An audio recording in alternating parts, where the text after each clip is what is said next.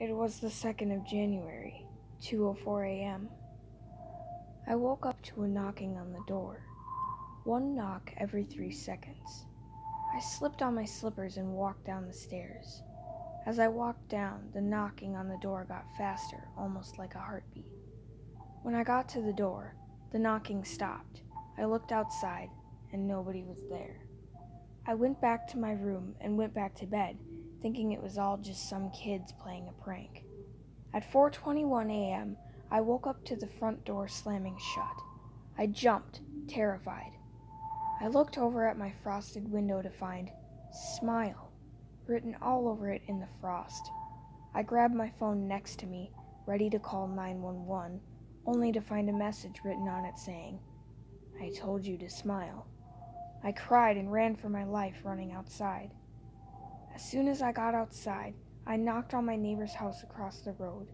They answered and held me while I sobbed. They phoned the police. At exactly 5:42, the police came to my neighbor's house after an extensive search of my house. They told me there had been no evidence at all of anyone in my house other than me.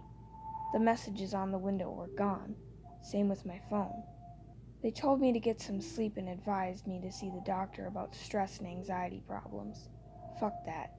I knew what happened to me was real.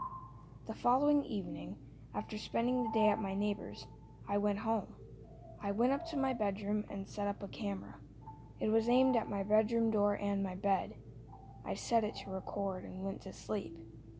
Thankfully, I slept through the night. However, as I watched the footage, I couldn't believe what I saw.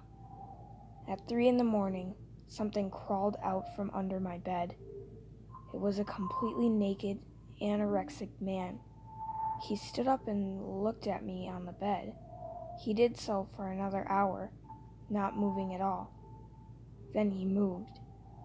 He walked over to the camera until his face took up the whole shot. He was extremely pale and had bulging veins all over his head. His eyes were completely black, with a huge smile on his face. He stared at the camera for another 2 hours, not blinking, just slightly twisting his head every now and again. After 2 hours of him staring went past, he walked back over to my bed and crawled back under. I skipped the video forward until it showed me getting up and walking over to the camera. The video finished. I was frozen with fear. The video showed him going back under, but not leaving. Whatever it was still there.